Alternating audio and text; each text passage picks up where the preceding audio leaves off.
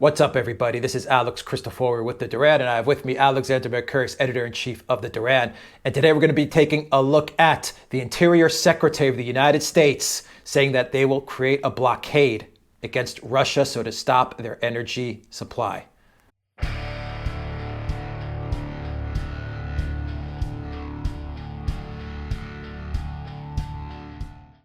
All right.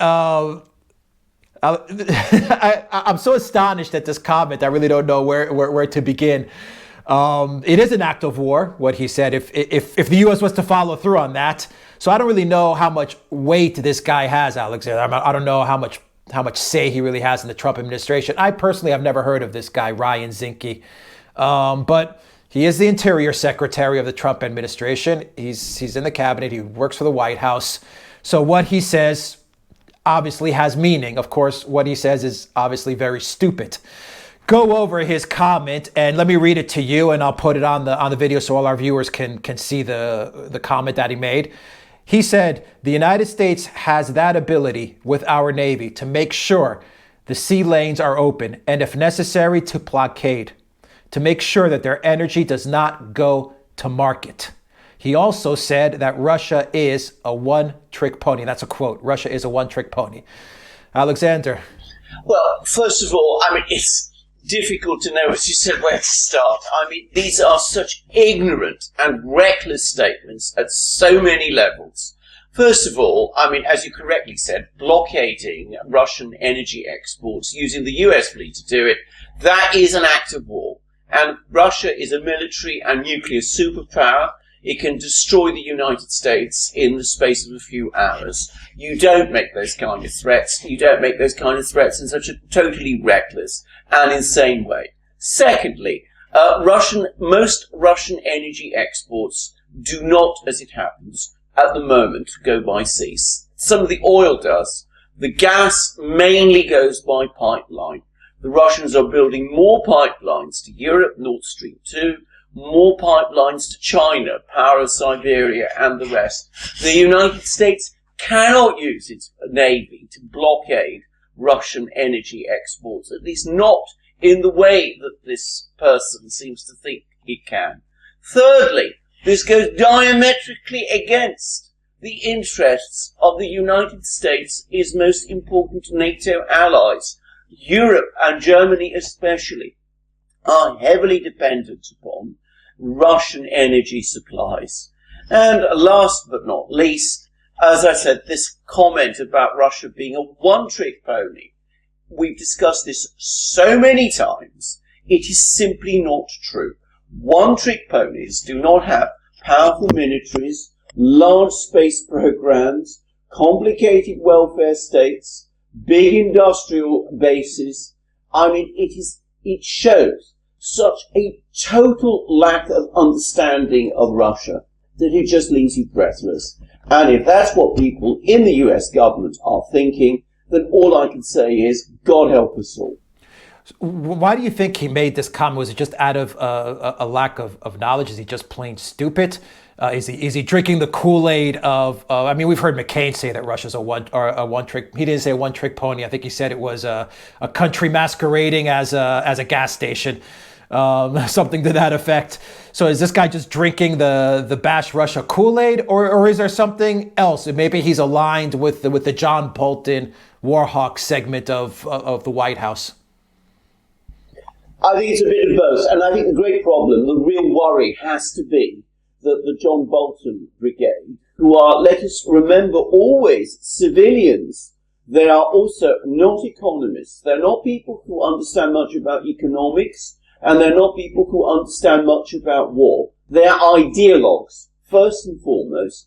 They also are very much American exceptionists, and they're people who have internalized this idea that the United States is somehow all-powerful, and they don't seem to be interested in information which contradicts this ideological view that they have of the United States and of its adversaries. So if you put all this together, if you put all these ideas together, I think this guy probably is aligned with them, and I think the problem is that he probably reflects their ignorance. And it isn't just their ignorance, It is the ignorance of a large part of the American political elite and of the US media. If you go onto the US media and you read it and follow it, as you and I have to do, God help us, you find nonsense like this written about all the time, even in, senior, well-regarded academic publications, places like Foreign Policy, not to mention, of course, the New York Times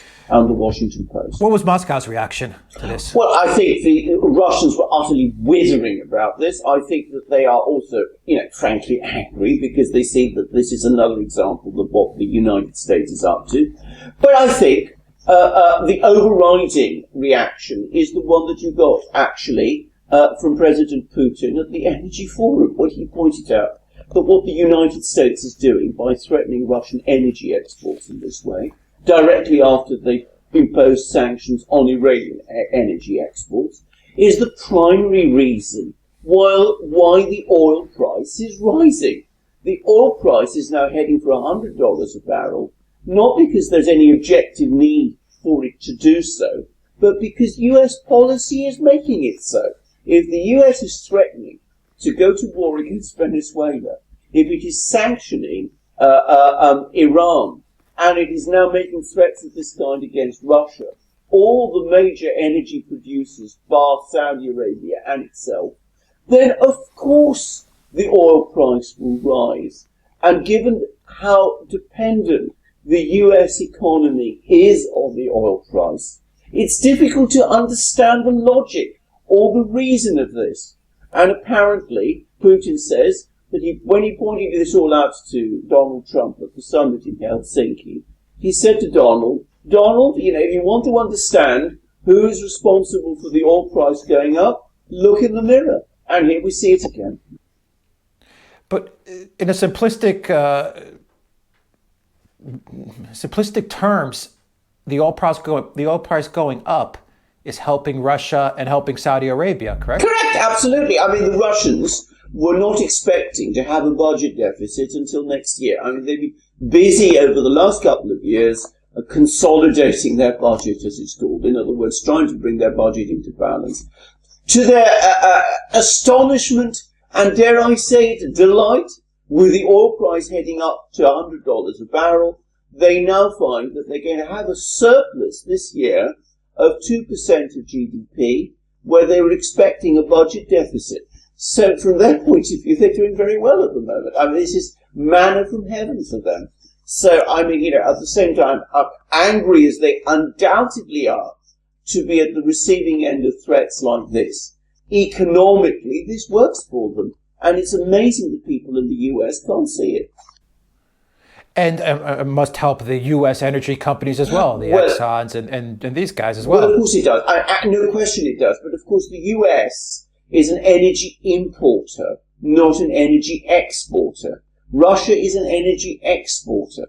So it helps Russia much more, the Russian economy, much more than it does the U.S. In the U.S. there are some winners, but there are more losers from this. In Russia it's the other way around. Who else is on the losing end as the oil price goes up? Well, of course, first and foremost and principally, the US is allies. It's allies in NATO, the European countries, which are all big energy importers, including Britain, which used to be self-sufficient in oil, but isn't anymore. And, of course, Japan, which is a major energy importer. So, of course, these countries are not doing well for it at all. The other country that's not going to do so well of this, the other two important countries that are going to do so well of this are China and India. Now, China is looking to the long term, so it has been forging close energy links with Russia. So, in the long term, its position is not going to be threatened. But India, which is a big energy importer, is going to be affected. And this is, again, crazy, because the United States has recently been trying to forge good relations with India in order to use India as a balance against China. So, on the one hand, it is hurting India, and now it's also threatening to sanction India, because India is buying arms from Russia. So, I mean, it's all a wonderful example of the US simply not knowing what it's doing. I mean, lashing out in all directions, making crazy threats like the one we just talked about, and acting in the end against its own interests. Hypothetically speaking, like we know it's not going to happen, but hypothetically speaking, say the US did decide to put a blockade. Oh, and we would have a political and economic crisis, the like of which the world has never seen, not since the end of the Second World War. I mean, this would be simply, it'd be simply huge. I mean, it's difficult to know how the Russians would react, but the Russians would certainly see it as an act of war. Oil would go up to $200 a barrel, probably, and there would be a massive international crisis. As you rightly said, it's not going to happen, because, as I said, the stakes are so high. But you're hearing more and more crazy things coming out of Washington. I mean, there's just been another American official who's talked crazily of taking out Russian missiles in Russia. Taking out in the sense of presumably attacking them. She tried to row back on this. But, you're getting all these bizarre statements coming out of Washington. And not just from the Trump administration, by the way. And that really has to make one very worried about who's in charge in Washington and whether they know what they're doing. If you had to take a stab as to why so many people in DC are making such idiotic comments and some reckless comments, what would be that guess? I think that there are three things that have happened over the last couple of years that has really upset the US. Firstly, defeat in Syria. I think this is something that the US simply has no understanding of. I mean, they'd never imagined that they would be defeated in a regime change war like this. And that is something that they're having huge problems coming to terms with.